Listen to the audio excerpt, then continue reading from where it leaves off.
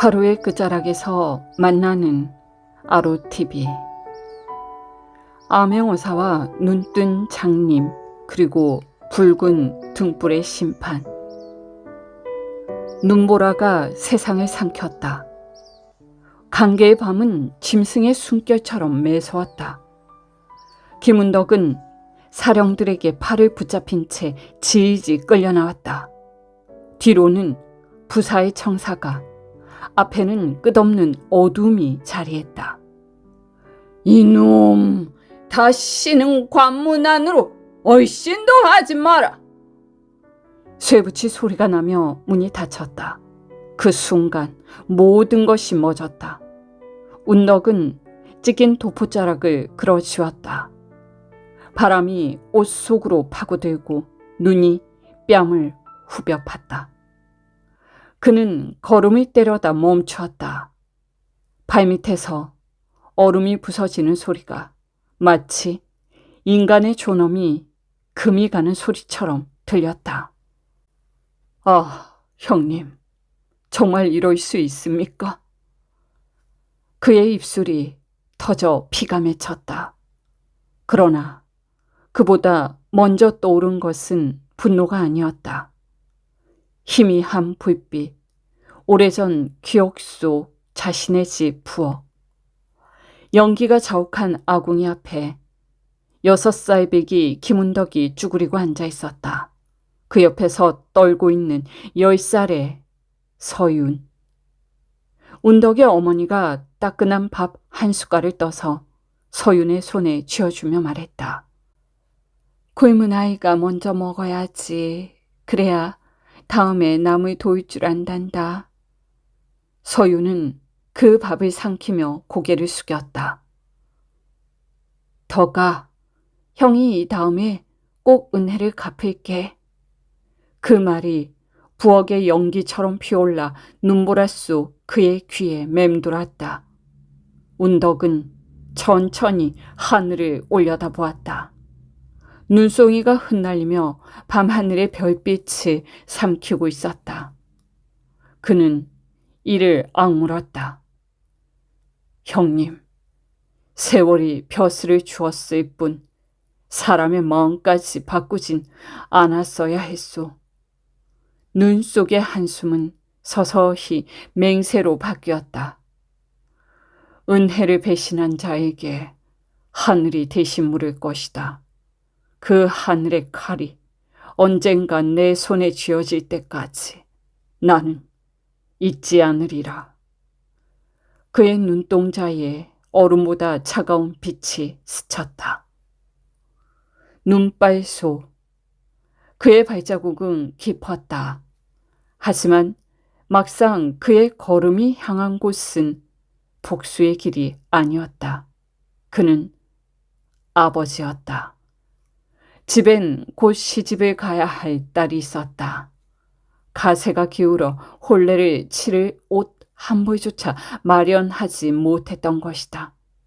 며칠 전 눈 내리는 밤에 딸이 어머니 곁에서 울며 말했다. 어머니, 혼례는 미루어도 됩니다. 저는 기다릴 수 있어요. 그 말이 운덕의 가슴을 후벼 팠다. 그리하여 먼 친척이자 그 옛날 자신의 집안의 은혜를 입은 형 이서윤을 찾아 천리길을 달려온 것이다. 그러나 그 끝은 모욕이었다. 운덕은 고개를 숙였다.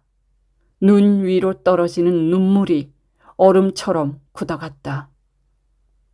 벼슬과 명예가 사람의 도리를 삼킨 세상이라면 나라도 잊지 않겠다. 내 손으로 다시 바로 세우고 말 것이다. 그는 옷깃을 여미고 천천히 발걸음을 옮겼다. 뒤로 남은 것은 흩날리는 눈발뿐. 그러나 그 발자국은 훗날 역사적 심판이 시작될 첫 걸음이었다. 눈보라는 잠들지 않았다. 김은덕은 언덕을 헤매다 멀리서 깜빡이는 불빛 하나를 발견했다. 그는 가쁜 숨을 몰아쉬며 문을 두드렸다. 문틈으로 새어나온 등불이 하얀 눈을 금빛으로 물들였다. 그 안에서 한 여인이 나타났다.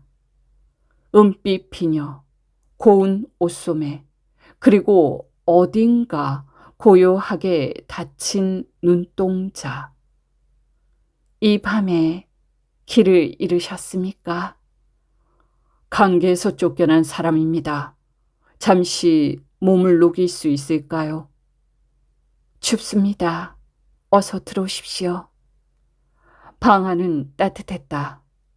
그녀는 부드럽게 술을 따르고 정확히 잔을 온덕이 앞에 얌전히 내려놓았다. 일말에 망설임도 없었다. 그저 모든 행동이 마치 늘 해오던 것처럼 일정하게 움직였다. 운덕은 잠시 그녀를 바라보았다. 그녀의 손은 매번 같은 위치에 잔을 두었고 걸음은 언제나 세 걸음 후 멈추었다. 그리고 왼쪽으로 고개를 기울이는 패턴을 가지고 있었다. 그녀는 자신을 홍도라 소개했다. 이곳의 기생입니다. 세상 일이 시끄러워 한동안 손님을 받지는 않고 있습니다.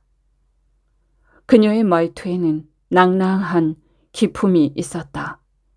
그러나 운덕은 묘한 위화감을 지울 수 없었다. 그녀의 시선은 언제나 정확한 곳을 향하고는 있지만 결코 눈을 마주치지는 않았다. 홍도가 술상을 치우려 할 때 운덕은 일부러 잔 하나를 살짝 옆으로 옮겨두었다. 그녀는 그대로 다가와 손을 뻗었다. 그 순간 공기 속에서 아주 미묘한 정적이 흘렀다. 그녀의 손끝이 허공을 더듬었다. 멈칫. 잠시 후 그녀는 그 잔을 천천히 찾아냈다. 그 얼굴엔 놀람이 스치고 미묘한 미소가 번졌다. 보셨군요. 운덕은 말없이 그녀를 바라보았다. 그녀는 조용히 고개를 숙였다. 사람들은 제 눈이 보인다고 믿습니다. 왜냐하면 저는 제가 외운 대로만 움직이니까요. 늘 이 방, 이 등잔불, 이 상, 이 걸음, 그 위에서만 살아갑니다. 그렇게 하면 세상도 저를 의심하지 않으니까요. 그녀의 말은 담담했으나 그 안에는 깊은 외로움이 스며 있었다. 운덕은 천천히 대답했다. 움직임이 세상을 피하려는 사람의 방패요. 그러나 그걸 읽는 자는 세상과 싸우려는 자이지요. 홍도의 입술이 미묘하게 떨렸다. 그녀는 처음으로 그의 얼굴을 정확히 향했다. 눈은 빛을 잃었으나 표정에는 무언가 뜨겁게 살아있었다. 당신은 보통 사람이 아니군요. 잠시 침묵이 흘렀다. 그녀는 이불 밑에서 조심스레 작은 주머니 하나를 꺼내 그의 손에 쥐어주었다. 그 안에는 은전 면잎과 비단 조각 그리고 금덩이가 하나 들어있었다. 이건 제가 가진 전부입니다. 어둠 속에서도 눈을 뜨고 있는 사람이라면 그에게 이것을 맡기고 싶습니다. 운덕은 한동안 말이 없었다. 등잔불이 흔들리고 그 불빛이 돌의 그림자를 겹치게 만들었다. 그녀는 마지막으로 덧붙였다. 언젠가 제가 외운 세상이 아닌 다른 세상을 보게 된다면 그건 오늘 이 밤을 기억할 때겠지요. 그 말에 운덕의 마음속 어딘가가 미묘하게 흔들렸다. 그는 조용히 고개를 숙였다. 당신은 세상을 보지 않아도 세상을 꿰뚫고 있소. 그날 밤 창밖의 눈은 잠시 그쳤다. 마치 하늘이 잠깐 눈을 감은 듯 고요했다. 홍도가 내민 작은 꾸러미 속에는 작은 금덩이와 은접 몇 입 그리고 비단이 있었다. 이건 하늘이 빌려준 돈이라 생각하세요. 그녀의 마지막 말이 귓가를 스쳤다. 운덕은 그것을 품에 넣고 긴 여정을 다시 걸었다. 눈 덮인 산길과 얼어붙은 들판을 지나며 그는 생각했다. 세상은 냉혹하나 그 속에도 아직 불씨가 살아있구나. 며칠 뒤 그는 마침내 집으로 돌아왔다. 딸은 부엌에서 어머니와 함께 옷감을 꿰매고 있었다. 그의 손에 쥔 금덩이를 본 아내는 놀라며 물었다. 아니 이걸 어디서 구하셨습니까? 길에서 주었다면 믿겠소. 세상이 아직 어둡지는 않더군. 그날 밤 집안에는 오랜만에 등불이 켜졌다. 그리고 며칠 뒤 딸의 혼례는 소박하지만 따뜻하게 치러졌다. 운덕은 잔치상 곁에서 미소를 짓고는 있었으나 그 눈빛은 멀리 어딘가를 향하고 있었다. 혼례가 끝난 뒤 그는 새벽녘에 홀로 집을 나섰다. 새 속의 부질없음을 내려놓고 산으로 향한 것이다. 산길은 안개로 잠겨 있었고 새들의 울음만이 희미하게 들렸다. 깊은 골짜기를 오르다 한 절에 이르렀다. 그곳엔 늙은 노승이 마당의 낙엽을 쓸고 있었다. 그는 고요히 고개를 들고 말했다. 새 속에 먼지를 털러 왔는가? 예, 사람을 믿고 세상을 믿었으나 모두 헛되었습니다. 노승은 미소를 지었다.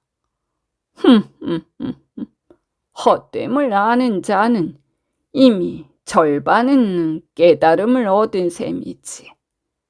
운덕은 절에 머물며 노승과 함께 글을 나누었다.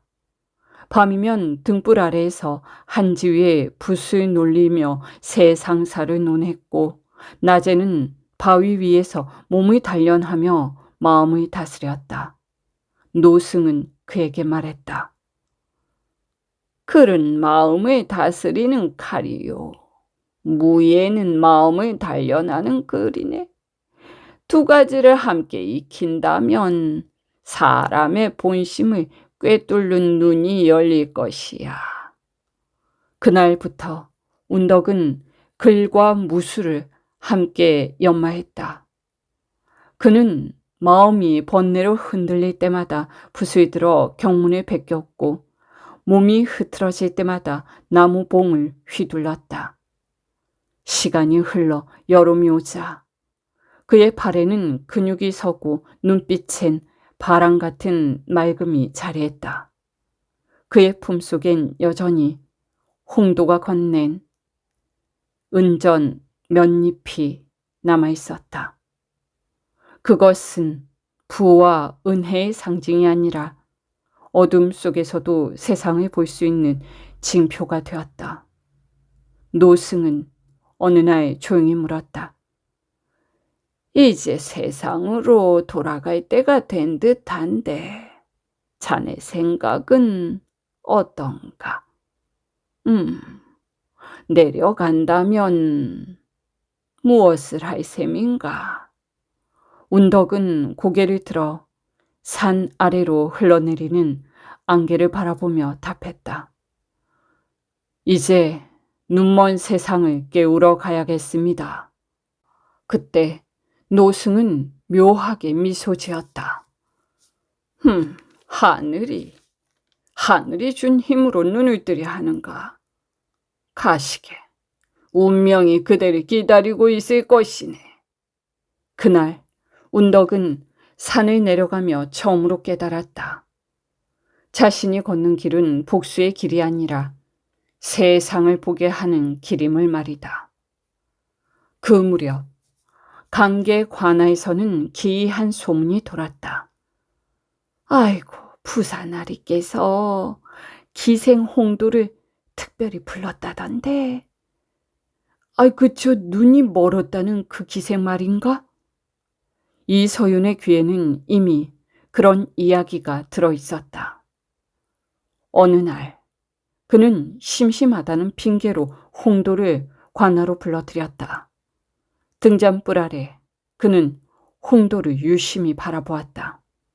그녀의 움직임은 매끄럽고 단정했으나 어느 순간 마루 끝에 놓인 찻잔을 건드리지 못했다.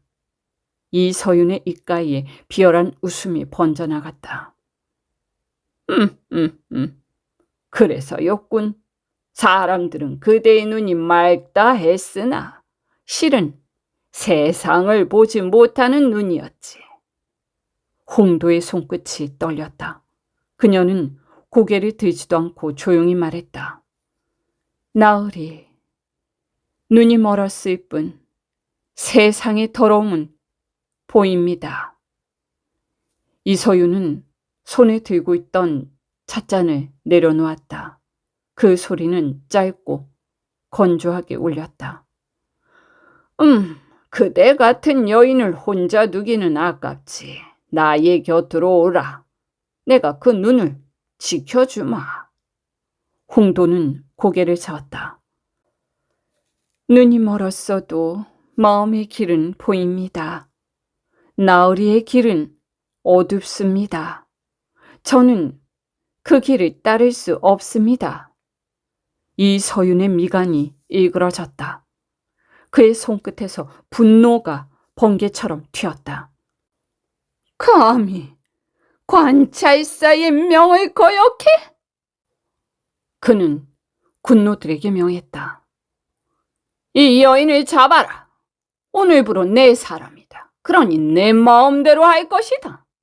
순간 방 안의 등이 꺼졌다. 홍도는 도망치려 했으나 이미 발이 잡혀 있었다. 그녀는 매질을 당하면서도 끝내 명을 따르지 않았던 것이다. 죽으면 죽으리다. 그러나 더럽힘은 받지 않겠소. 피가 등잔불 위로 튀었다. 그 붉은 불빛이 번지며 방 안은 마치 피로 물든 하늘처럼 일렁였다. 이서윤은 차가운 눈으로 말했다. 눈이 멀면 겁대가리도 사라지나 보군. 눈에 뵈는 게 없으니 그럴만하겠지. 결국 그는 홍도를 옥에 가두었다. 밤마다 옥사 안에서는 약한 신음과 쇠사슬의 마찰음이 들려왔다. 그러나 그 누구도 감히 입을 열지 못했다. 한 달 뒤 강계의 하늘에 붉은 기운이 떠올랐다. 누군가 밤마다 관청 뒤의 옥사에 붉은 등불을 켜놓았다는 소문이 돌았다. 아이고, 이야기 들었어? 눈먼 여인이 하늘의 빛을 빌려 등불을 지킨다고 하던데. 사람들은 그 불빛을 붉은 등불의 원혼이라 불렀다.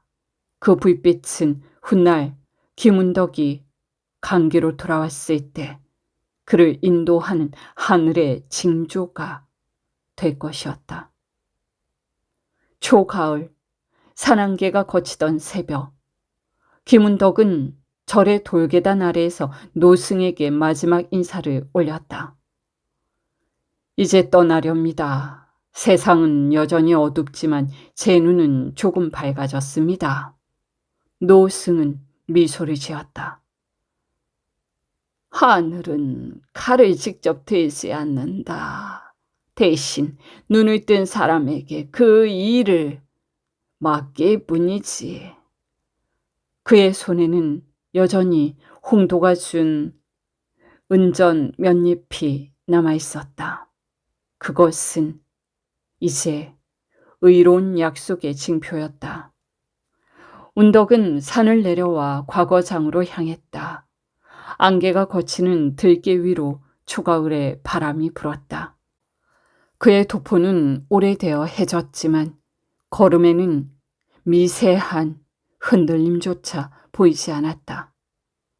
그해 가을, 한양 공진의 과거는 어느 해보다 치열했다. 젊은 선비들이 1000명 넘게 몰렸으나 그중 그의 이름은 누구에게도 알려지지 않았다. 그러나 한 장의 답안이 시험관들의 눈을 멈추게 했다. 눈먼 자가 세상을 보고 눈뜬 자가 길을 잃는다. 그 문장은 피처럼 진했고 물처럼 투명하기도 했다. 그 글은 마치 혼의 진술과도 같았다. 시험관은 그 자리에서 고개를 들었다. 이 글을 쓴 자는 누구인가? 그는 조용히 일어나 고했다. 강계의 사람 김운덕이라 하옵니다. 시험관의 손이 떨렸다. 그 해 김운덕은 과거의 장원으로 급제했다. 장원씨가 끝나고 임금 숙종이 친히 그를 불러 말했다. 그대의 글은 칼보다 예리하도다. 세상을 바로 세우려는 뜻이 하늘에 닿았으니 어찌 등용치 않겠는가. 그리하여 그는 어사의 직을 제수받았다. 홍도가 켜둔 등불처럼 이제 그의 손에 하늘의 칼이 쥐어졌다. 운덕은 궁을 나서며 하늘을 올려다보았다. 안개는 완전히 걷히고 하늘 한가운데는 붉은 해가 떠올랐다. 그 빛이 그의 얼굴을 비추었다. 진실은 반드시 빛으로 드러나는 법. 그는 천천히 고개를 숙이고 허공에 한 글자를 썼다. 의. 그 글자는 바람에 흩어져 구름으로 피어올랐다. 바로 그 무렵 강계의 하늘엔 이상한 소문이 돌았다. 밤이 깊으면 관청 뒤편 옥사에 붉은 불빛이 켜진다고 했다. 아이고, 그거는 말이야. 눈먼 여인이 피로 지핀 불이라고 하지. 아직 죽지 않았다지. 그러나 그 누구도 확인하려 들지 않았다. 이서윤이 다스리는 고을에서 입을 여는 것은 곧 죽음이었다. 이서윤은 불안했다. 그는 홍도를 옥에 가둔 뒤에도 매일 밤 등불이 켜지는 걸 보았다. 그 붉은 빛은 마치 자신을 심판하듯 흔들리고 있었다. 그는 노한 듯 외쳤다. 등불을 꺼라. 당장 꺼버려라. 그러나 다음 날 밤 불빛은 다시 켜졌다. 어느 날 오후 낯선 거린이 강계 성문을 통과했다. 도포는 해졌고 갓은 삐뚤었다. 하지만 그의 걸음에는 망설임이 없었다. 그는 낮에 함께 온 설이 정수관을 시켜 홍도가 갇힌 옥으로 들어갈 수 있도록 손을 써두었다. 시장을 지나 관한 홍도가 갇힌 옥으로 향했다. 문을 열자 썩은 냄새가 섞인 공기가 밀려나왔다. 그 안에는 피투성이의 여인이 쇠사슬에 묶인 채 앉아 있었다. 그녀의 머리카락은 엉켜 있었고 입술엔 피가 말라붙어 있었다. 그러나 그의 손끝에는 희미하게 불씨가 있었다. 운덕은 조용히 불씨를 잡아 등잔에 불을 붙였다. 홍도의 눈동자가 희미하게 흔들렸다. 아니, 이 목소리 혹시... 홍도, 눈을 감지 마시오. 하늘이 우리를 도울 것이오. 그녀는 흐느끼며 미소를 지었다. 저는 지켰습니다. 그대가 오실 줄 알았습니다. 운덕은 마패를 꺼내 그녀의 손에 쥐어주었다. 이건 나의 것이 아니라 그대가 밝힌 빛이오. 그 순간 밖에서 북소리가 울렸다. 산문 밖으로 암행어사 출도야라는 군사들의 고함이 퍼졌다. 관청의 문이 열리자 바람이 몰아쳤다. 대청 마루 위에서 이서윤이 멍하니 일어섰다.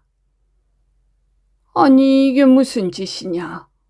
감히 누구의 이름으로? 그 말이 끝나기도 전에 운덕이 붉은 옷자락을 휘날리며 대문 안으로 걸어 들어왔다. 그의 눈빛은 얼음처럼 맑았고 마패는 번개처럼 반짝였다. 탐욕으로 백성을 짓밟고 약한 이를 욕보인 자, 그 죄를 고하라. 이서윤은 비웃었다. 아니 뭐냐? 너는 도대체 뭐냐? 네가 감히 나를 재단하느냐? 그대가 감히 나를 신문하려느냐? 그러자 운덕은 조용히 걸음을 내디뎠다. 너는 이미 눈이 멀었구나. 그러나 오늘 그 눈을 내가 고쳐주겠다. 그는 마패를 힘차게 들어올렸다. 그 순간 옥문이 열리며 사람들이 몰려들었다. 구경꾼, 관소, 백성들이 몰려와 마루 아래를 메웠다. 운덕이 명했다. 여봐라, 홍도와 등불을 가져오너라. 피투성이의 홍도가 등불을 들고 역졸의 부축을 받으며 천천히 걸어 나왔다. 그 불빛이 바람에 흔들리며 이서윤의 얼굴을 붉게 비추었다. 그 눈빛엔 공포가 비쳤다. 운덕이 외쳤다. 이서윤, 네 죄를 네가 알겠느냐? 그 말이 끝나자 홍도의 손에서 등불이 떨어졌다. 불씨가 대청의 비단 깔개로 옮겨 붙었다. 순식간에 불길이 치솟았다. 이서윤은 비명을 질렀고 운덕은 백성들을 향해 외쳤다. 진실은 불처럼 타오르되 거짓은 그 불에 타 사라질 뿐이다. 불길 속에서 홍도는 미소를 지었다.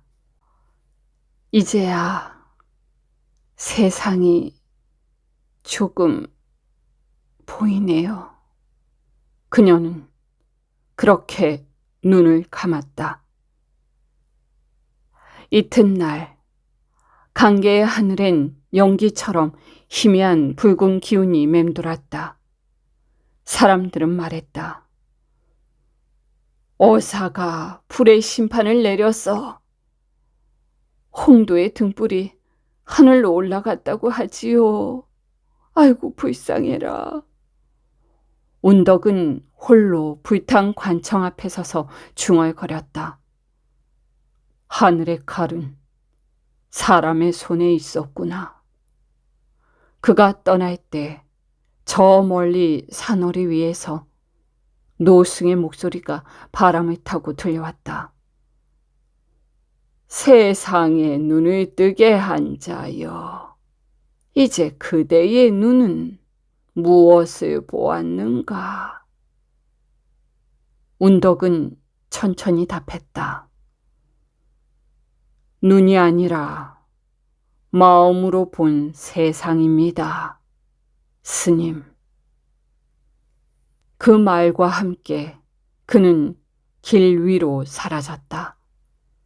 그 뒤로도 오래도록 사람들은 강계의 불길을 붉은 등불의 심판이라 불렀다. 이 이야기는 한 인간이 세상의 부패와 배신 속에서 어떻게 정의를 다시 세워가는가를 그린 현실적인 비극 이야기인 것 같습니다. 김은덕은 가난한 선비로서 권력을 쥔 옛 형에게 모욕을 당하고 눈보라 속에 버려지게 됩니다. 하지만 그 절망 속에서 장님 기생 홍도를 만나죠. 그녀의 진심과 희생은 운덕에게 다시 세상을 바라볼 눈을 열어주었습니다. 그리고 그는 딸의 혼례를 마친 뒤 산에 들어가 수련하며 하늘의 눈은 결국 사람의 손에 달려있다는 깨달음을 얻게 됩니다. 권력을 탐한 부사 이서윤은 홍도의 눈먼 약점을 이용해 그녀를 옥에 가두고 고문하지만 그 불의는 결국 운덕의 귀환으로 드러나게 되죠. 그가 어사가 되어 강계로 돌아온 날 홍도의 붉은 등불이 마지막으로 타오르고 그 불빛 아래서 권력의 거짓은 무너지게 됩니다.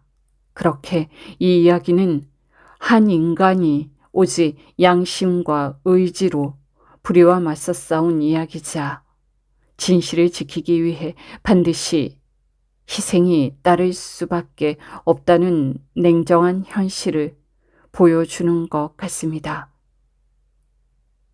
긴 시간 들어주셔서 감사합니다.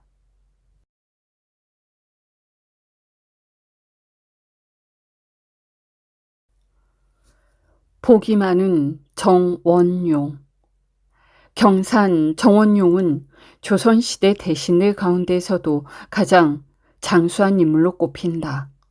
정조 때 태어나 젊은 시절 진사에 급제하고 이어 문과에 올라 60여 년에 걸쳐 조정의 요직을 두루 거쳤다.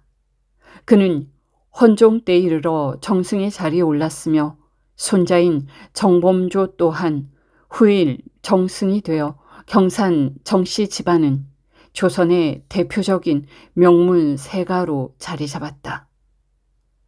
고종 계유년에 세상을 떠날 당시 그의 나이는 90을 훌쩍 넘었고 이는 조선 역사의 5분의 1가량을 몸소 살아낸 셈이었다. 그는 40여 년간 정승의 직을 지내며 다수의 자손을 두었고 이름 자체가 복 많은 인간의 대명사로 회자되었다. 그의 부인은 명문가 강릉 김씨로 판서 김계락의 딸이었다. 두 사람의 인연은 평범한 혼사가 아닌 기이한 한 가지 기적을 계기로 맺어졌다. 정원용의 부친은 당시의 풍습에 따라 아들의 나이가 10살이 되기도 전에 친구인 모 씨와 약속을 맺었다. 서로의 자녀가 성장하면 사위와 며느리로 삼자는 것이었다. 그리하여 두 아이가 청춘기에 이르자 약속대로 혼례를 정했고 혼례를 한 달 앞둔 시점에 신랑의 관례 즉 성인식을 성대히 거행하였다. 그런데 친척과 친구들이 가득 모인 그 자리에서 뜻밖의 말이 나왔다. 한쪽 사돈이 돌연 정혼을 파기하겠다고 일방적으로 통보한 것이다. 관례의 절차가 끝날 때까지 처녀의 부친은 아무 말 없이 손님석에 앉아 있었다. 그러나 예식이 끝나고 잔치가 막 시작되려는 찰나 그는 얼굴빛을 바꾸더니 조용히 일어나 신랑의 부친에게 말했다. 여보게, 우리 이 자리에서 혼약을 파기하기로 하세. 내가 이런 무례한 짓을 하는 죄를 부디 용서하게나. 자네는 물론 이 자리에 있는 모든 이들이 내가 미쳤다고 생각하겠지만 그렇지 않네. 정원용의 부친은 얼굴이 붉게 상기되었다. 아니 이게 무슨 말인가? 아닌 밤중에 홍두깨도 유분수지. 혼인을 시키기 싫으면 진작 말을 했어야 하는 게 아닌가? 10년이 넘도록 아무 말 없다가 이제 와서 관례를 치른 이 자리에서 파혼이라니. 자네 제정신인가? 그러자 상대는 고개를 숙이며 깊은 한숨과 함께 낮은 목소리로 말했다. 나는 자네를 존경하고 자네의 아들을 참으로 아끼네. 좋은 사위를 얻는 걸 큰 기쁨으로 여겨왔지. 하지만 내 딸이 복이 얕고 여인의 도리가 부족하여 자네 아들 같은 인물의 배필이 될 수 없다는 생각이 들어. 아무리 고민해도 이 혼인을 이어갈 수가 없었네. 서로 불행해질 것을 알면서 체면 때문에 혼례를 강행할 수야 없지 않은가. 분노한 정원용의 부친은 이내 냉소를 띄었다. 그렇다면 더 말할 것도 없네. 나도 자네를 붙잡을 생각은 없지. 부디 좋은 사위 얻어 잘 살게나. 오늘 덕분에 잔치상은 엉망이 되었지만 말일세. 그 말이 끝나자 사도는 허공을 바라보며 중얼거렸다. 미친 놈은 이만 물러가겠네. 오늘 이 자리에서의 파혼 분명한 것으로 알게. 그가 자리를 뜨자 잔칫집의 공기는 돌처럼 굳어졌다. 모두가 어색한 침묵 속에 술잔을 내려놓았다. 바로 그때 판서 김계락이 조용히 자리에서 일어나 말했다. 주인장, 너무 상심하지 마시게. 그 친구가 제정신이라면 어찌 그런 말을 하겠는가. 마침 내게도 시집가지 못한 딸이 하나 있네. 조선 팔도를 다 뒤져도 자네 아들 같은 인물이 없다는 걸 나는 잘 알지. 그러니 인연이 이렇게 바뀐 걸 하늘의 뜻으로 여기세. 만약 허락한다면 기왕 정해둔 그날에 내 딸을 며느리로 보내겠네. 뜻밖의 제안에 모두가 놀랐고 얼마 전까지만 해도 싸늘하던 잔칫집은 금세 웃음과 술잔을 나누는 소리로 가득해졌다. 그리하여 파혼의 소동 끝에 새로운 혼약이 맺어졌고 바로 그 인연이 훗날 정원용과 김계락의 딸이었다. 두 사람을 천생연분이라 부르게 한 시작이었다. 혼례를 치르고 보니 신부는 용모와 덕행 그리고 재질까지 모두 고르고 단정하여 사람들은 하나같이 그녀를 망고에 복이 드문 숙녀라며 칭찬을 아끼지 않았다. 그로부터 며칠 뒤 혼인을 파기했던 그 친구가 조심스럽게 정원용의 부친을 찾아왔다. 그의 얼굴엔 깊은 후회와 피로가 묻어 있었다. 내가 그날 자네에게 큰 무례를 범한 것에 대해서는 변명할 말이 없네. 다만 자네의 아들을 한번 만나고 가고 싶네. 정원용의 부친은 잠시 침묵하다가 고개를 끄덕였다. 좋네. 만나보게나. 그리하여 두 사람은 조용한 사랑방에서 마주 앉았다. 잠시 안부를 나눈 뒤 그 친구는 뜻밖의 말을 꺼냈다. 자네에게는 원래 큰 애군이 있었네. 내 딸의 운명으로는 그 재앙을 막을 수 없다고 판단했네. 그래서 내가 미친 사람 흉내를 내어 억지로 파혼을 선언한 것이지. 결코 자네를 욕보이려는 뜻이 아니었네. 지금 자네가 김 판서의 따님과 혼례를 올렸으니 하늘이 그 인연으로 재앙을 거두어 간 것이야. 정원용의 부친은 놀라서 물었다. 아니, 그게 무슨 말인가? 대체 무슨 재앙이란 말인가?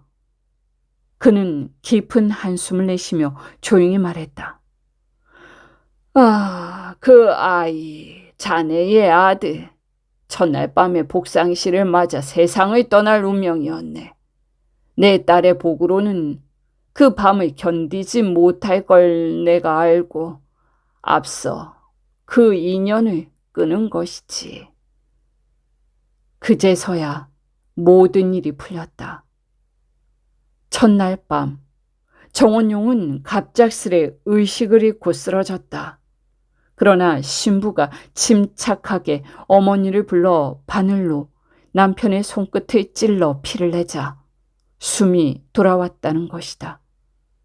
그는 그날 이후로 자신을 살려준 부인을 더욱 공경하고 사랑하며 파혼했던 그 친구를 평생의 은인으로 여겨 섬겼다.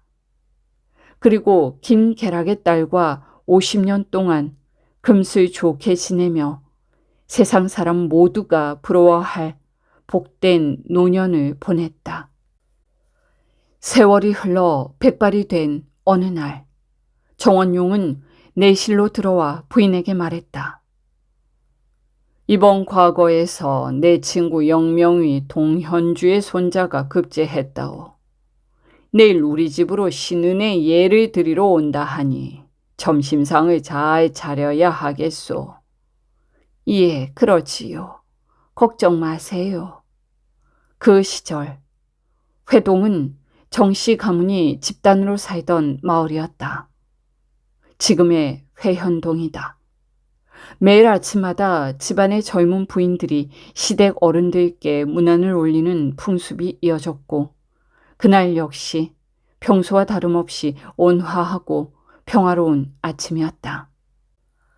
회동 정씨댁은 평소와 달리 분주했다.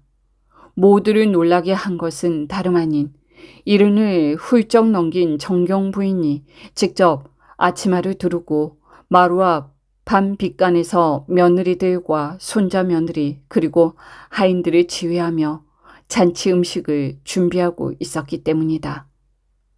이에 젊은 부인들이 일제히 물었다. 아니 도대체 어떤 귀한 손님이 오시기에 할머니께서 손수 음식을 만드십니까? 정경 부인은 빙긋 웃으며 대답했다. 대감께서 친히 분부하셨지. 오늘 오실 손님은 신은으로 인사드리러 오는 영명위 동현주의 손자라더구나. 저희들이 있으니 걱정 마시고 좀 쉬세요, 할머님.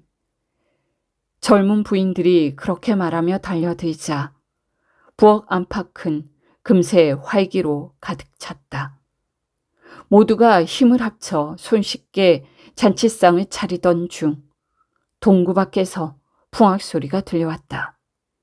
드디어 신은이 방문하는 모양이었다. 구경을 좋아하는 젊은 부인들이 우르르 뛰어나가 문틈으로 또는 담장 위로 고개를 내밀었다. 신은과 수행원들을 구경하기 위해서였다. 기생과 광대들이 뒤따르는 행렬은 화려했고 웃음과 수군거림이 이어졌다. 부인들은 잠시 후 들뜬 얼굴로 돌아와 하인들에게 음식을 사랑방으로 내보내라 일렀다. 정경 부인은 자리에서 일어나 상차림을 하나하나 살피더니 만족스레 고개를 끄덕였다. 이제 너희들도 제법 주부로서의 책임을 아는구나. 그런데 아까는 무슨 구경거리가 있었기에 그리들 들떠 있었느냐. 젊은 부인들이 입을 모아 대답했다. 할머님도 참 무슨 구경이겠어요. 신은 구경이었지요. 그래, 볼만하더냐. 그럼요. 얼마나 잘생겼는지 모릅니다. 귀한 집 찾으라 그런지 옷맵시며 태도며 모두 고상했어요. 오늘 정말 좋은 구경이었습니다. 정경 부인은 미소를 지으며 조용히 말했다. 그래, 그랬구나. 하지만 내가 이야기를 하나 해주마. 잘 들어두거라. 모두가 고개를 끄덕이자 정경 부인은 천천히 말을 이었다. 내가 16살에 시집 와서 이제 70이 넘었지만 그동안 이 집 사람으로 살며 출입한 곳은 회동과 세문박 친정뿐이었다. 가마를 타고 오가며 길에서 마주친 사람들을 한 번도 눈을 떠서 본 적이 없지. 여자로 태어나 시집을 갔으면 남편 외의 남자는 몰라야 하는 법이다. 저 사람은 잘났구나, 훌륭하구나 하는 생각 자체가 이미 남편에게 죄를 짓는 일이다. 여자가 마음을 흐리는 까닭은 대부분 남의 집 남자와 자기 남편을 비교하는 데서 비롯되지 않더냐. 남의 집 사내가 잘났든 못났든 그건 내 기쁨도 내 슬픔도 아닌 것이다. 그녀는 잠시 말을 멈추었다가 조용히 덧붙였다. 나는 천주학을 배운 적은 없지만 그들의 가르침을 들은 적이 있다. 하느님 앞에서 남녀는 모두 자녀로서 평등하고 교인이 아니면 혼인하지 못하며 한번 맺은 혼인은 한쪽이 죽지 않는 한 버릴 수 없다고 하더구나. 그리고 몸으로 음행하는 것보다 마음으로 음행하는 것을 더 큰 죄악이라 하였다. 그 말이 참으로 옳다고 나는 생각한다. 정경 부인의 목소리는 나직했으나 방 안의 젊은 부인들은 숨소리조차 죽인 채 그 말을 들었다. 그녀의 말에는 반세기를 살아온 여인의 절제된 자존과 한 시대의 품격이 고스란히 배어 있었다. 젊은 부인들은 숨을 죽인 채 묵묵히 듣고 있었다. 정경 부인의 목소리는 낮지만 단호했고 그 말에는 한평생을 살아온 여인의 무게가 실려 있었다. 마음의 음행이란 남의 남편이나 아내를 보고 잘생겼다, 어여쁘다 하고 마음속으로 느끼는 것부터 시작된단다. 그 말이 옳다면 사람이라면 어찌 짐승 같은 생각이나 행동을 할 수 있겠느냐. 나는 너희들의 마음을 의심하지 않는다. 그리고 앞으로도 의심하고 싶지 않다. 하지만 내 마음조차 내 뜻대로 다스리지 못하듯이 사람의 몸도 그 마음에 따라 움직이기 마련이니 항상 경계해야 한다. 그녀는 잠시 말을 멈추었다가 차분히 눈길을 돌리며 또 한 번 덧붙였다. 너희들은 아직 젊고 앞날이 구말리처럼 멀다. 그렇기에 더욱 조심하고 부끄러움 없는 마음으로 하늘을 대해야 한다. 그래야 복을 받고 영화로운 삶을 누릴 수 있느니라. 아이고, 이 늙은 할미의 망령된 잔소리라 여기지 말고 남자들을 평등히 대하되 잘났다 못났다 하며 비평하는 짓은 삼가거라. 내 남편이 나의 하늘이라면 나는 그 하늘을 공경하고 두려워해야 하는 법이니라. 알겠느냐? 정경 부인의 말이 끝나자 방 안에는 잠시 정적이 흘렀다. 그러다 젊은 부인들이 일제히 고개를 숙이며 조용히 대답했다. 잘 들었습니다. 할머님의 말씀 뼈에 새겨 잊지 않겠습니다. 저희의 경솔함을 용서해 주십시오. 그들은 미소를 지었지만 그 눈빛에는 진심 어린 존경이 담겨 있었다. 이 이야기는 겉으로는 한 시대의 명문가를 배경으로 한 가정의 일화처럼 보이지만 그 속에는 조선 여인의 절제와 품격 그리고 마음의 도리를 지키며 살아온 한 인간의 깊은 품성이 담겨 있는 것 같습니다.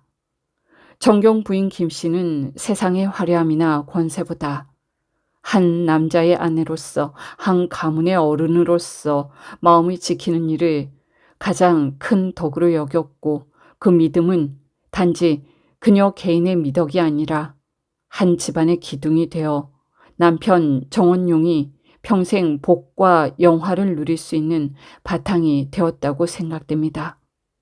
그녀의 말과 행동에는 허세가 없고 오직 진심과 자제, 그리고 삶의 무게에서 비롯된 지혜가 깃들어 있었으며, 그것은 오늘날에도 품격이란 무엇인가에 대한 조용한 대답처럼 남았습니다. 이 이야기는 결국 그렇게 세상의 번영과 영예가 운명이 아니라 마음을 다스린 한 사람의 품행에서 비롯된다는 사실을 일깨워주는 교훈이었지요.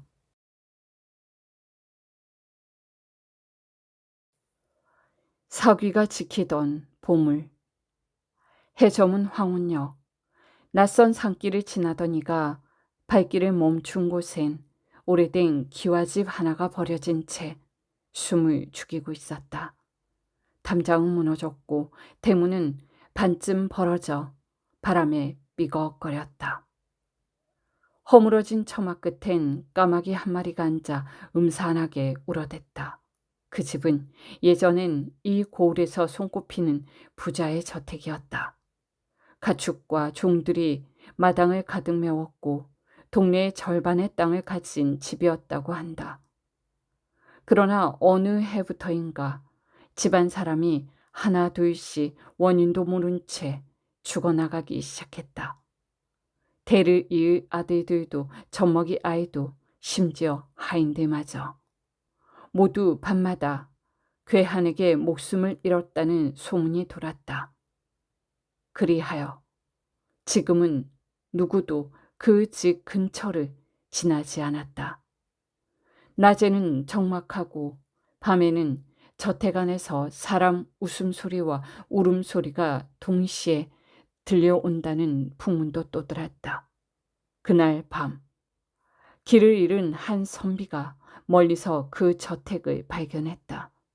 땀과 먼지에 절어 산길을 헤맨 그는 불길함을 뚫고 문을 두드렸다. 누구시오? 문 너머로 들려온 것은 처연한 여인의 목소리. 홀로 남은 마지막 자손이라는 처녀는 말했다. 오늘 밤 이 집엔 저승의 손님이 옵니다. 제가 마지막이오니 제발 돌아가십시오. 그러나 선비는 물러서지 않았다. 뜻이 다하면 죽음도 두렵지 않소. 오늘 밤 이 몸이 그 사귀를 맞아보리다. 그리하여 한밤이 되자 귀곡 산장의 문이 삐걱 열리고 흰 소복을 입고 검은 갓을 눌러쓴 사내가 안개처럼 스며들었다. 그의 눈은 비어 있었고 손에는 차디찬 바람이 감돌았다. 잠시 후 대청마루를 덮은 회오리 바람 속에서 또 다른 존재들이 모습을 드러냈다.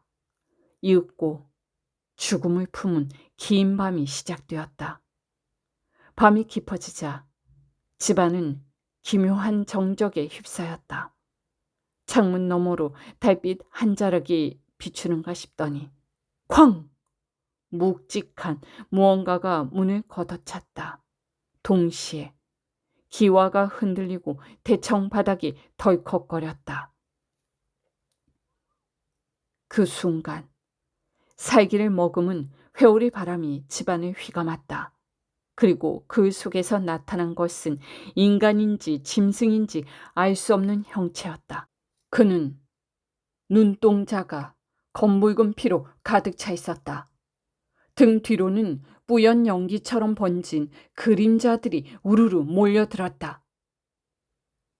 오늘 밤 또 하나의 피를 거두러 왔다. 그자 입에서 새어나온 목소리는 마치 무덤 속에서 들려오는 쇠소리 같았다. 숨죽인 채 대청마루 기둥 뒤에 몸을 숨긴 선비는 허리춤에 찼던 나무 도구통을 손에 들었다. 사람이라면 피할 수 없고 귀신이라면 물러갈 것이다. 그는 조용히 자리에서 일어나 발소리 하나 없이 그 존재들 앞으로 다가섰다. 그때였다. 사귀 하나가 처녀에게 손을 뻗는 순간 퍽! 선비의 손에서 날아간 나무통이 사귀의 이마를 정통으로 내리쳤다. 괴물은 비명을 지르며 벽 쪽으로 튕겨나갔다. 어떤 놈이냐? 감히 이곳에 목숨을 지닌 자가! 다른 사귀들이 들고 일어났다. 이내 방 안은 검은 형체들로 가득 찼다. 하지만 선비는 한치도 물러서지 않았다. 나는 저 불쌍한 여인을 지키러 왔다. 악귀라면 물러나라. 그의 기세에 눌린 사귀들은 발을 멈추었다. 그러자 가장 앞에 서 있던 괴물 하나가 낮게 읊조렸다. 우리는 죄인이 아니었다. 허나 저주에 갇혀 일이 된 것이다. 그 목소리엔 한 가닥 억울함과 슬픔이 서려 있었다. 너라면 우리의 말을 들어줄 수 있겠느냐? 고요가 흘렀다. 선비는 천천히 고개를 끄덕였다. 그렇게 밤은 죽음의 공포에서 오랜 진실을 밝히는 시간으로 바뀌고 있었다. 사귀의 목소리는 어둠 속에서 호공을 울렸다. 이 집안은 원래 복이 넘치던 집안이었다. 7대를 이어온 대부자였지. 하지만 탐욕은 언제나 그 끝을 갉아먹는 법. 말을 잇는 사귀의 형체는 점점 흐려졌다. 불빛처럼 깜빡이며 호공에 부유하던 잿빛 얼굴들이 하나둘 나타나 고개를 떨구었다. 아주 오래전 이 집안 조상 중 한 부자가 땅 밑 깊이 12개의 금단지를 묻었지. 사람의 눈을 피해서 그 금은 도둑질한 것도 물려받은 것도 아니었어. 불쌍한 이들의 피와 눈물을 착취해 모은 것이었지. 목소리는 가늘게 떨렸다. 처녀는 눈을 감은 채 바닥에 주저앉았다.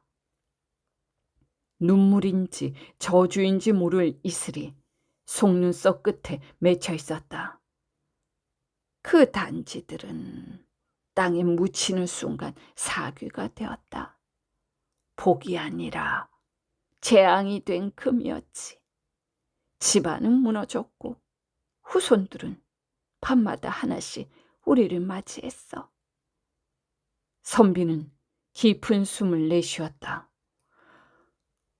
그렇다면 금단지를 꺼내야 이 저주가 끝나는 것이오. 그러자 사귀들은 고개를 끄덕였다. 그렇다. 12개의 금단지. 모두 파내고 탐욕 없는 자들에게 나누라. 그리하면 우리의 원도 사라지고 이 집안의 저주도 끝이 나리라. 이야기가 끝나자 사귀들은 한 줄기 연기처럼 사라졌다. 오직 처녀와 선비만이 어둠 속에 남아 조용한 숨결을 나누고 있었다. 그녀가 떨리는 목소리로 말했다. 저는 금단지의 위치를 몰라요. 하지만 어릿저 마당이며 연못이며 곳곳에 이상한 표식을 봤어요. 그게 단서일지도 몰라요. 선비는 단단히 고개를 끄덕였다. 좋소. 그럼 우리가 함께 찾아 꺼냅시다. 그 금은 탐욕의 대가가 아니라 억울한 자들의 몫이어야 하니까. 그리고 두 사람은 촛불 하나를 들고 저주의 뿌리를 걷어내기 위한 긴 밤에 발걸음을 내디뎠다. 달빛 아래 선비와 처녀는 마당을 파헤쳤다. 마른 흙 아래 오래된 표식이 새겨진 돌이 모습을 드러냈고 그 밑에는 반쯤 삭은 나무 뚜껑이 덮인 금단지가 숨쉬고 있었다. 뚜껑을 여는 순간 금빛이 번쩍했지만 그 안은 차갑고도 무거운 기운이 서려 있었다. 탐욕으로 움켜쥐면 손마저 타들어갈 듯한 저주받은 광채였다. 이 금을 다 가져선 안 되겠어요. 선비의 목소리는 단호했다. 처녀도 고개를 끄덕였다. 우리 두 사람만의 복이 아니라 이 금은 억울한 사람들의 목숨값이에요. 다음 날 두 사람은 근처 마을 사람들을 모두 불러 모았다. 초라한 옷차림의 백성들, 오랫동안 이 땅의 주인이 누구였는지도 모른 채 살아온 자들이 고개를 숙이고 서 있었다. 선비는 단지를 하나씩 열며 말했다. 이 금은 누군가의 피와 한으로 만들어졌습니다. 그러니 이제 고르게 나누어 억울함을 덜고 이 저주를 끝냅시다. 그날 마을에는 처음 보는 따뜻한 연기와 웃음소리가 피어올랐다. 허기진 아이들은 밥을 먹고 움츠렸던 어른들은 땅을 갈 준비를 했다. 그날 밤 연못가에서는 또 하나의 일이 벌어졌다. 처녀가 조용히 속삭였다. 선비님, 저는 이제 이 집에 묶여 있지 않습니다.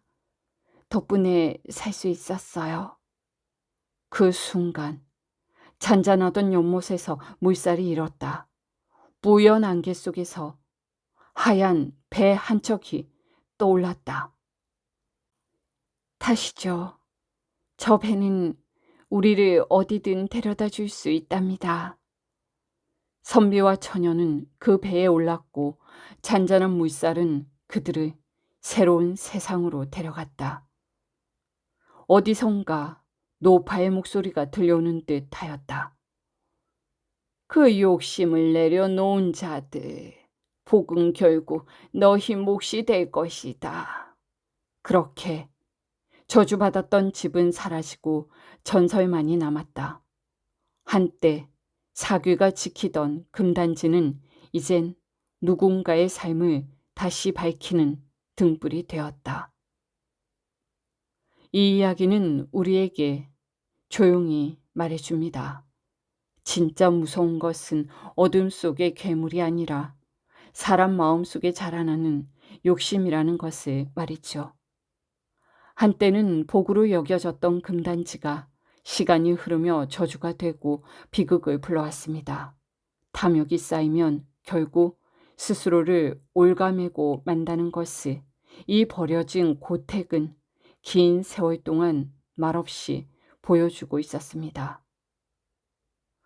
우리는 이 이야기를 통해 작은 용기와 올곧은 마음만 있다면 아무리 깊은 어둠이라도 걷어낼 수 있다는 것을 알 수 있었습니다. 긴 시간 들어주셔서 감사합니다.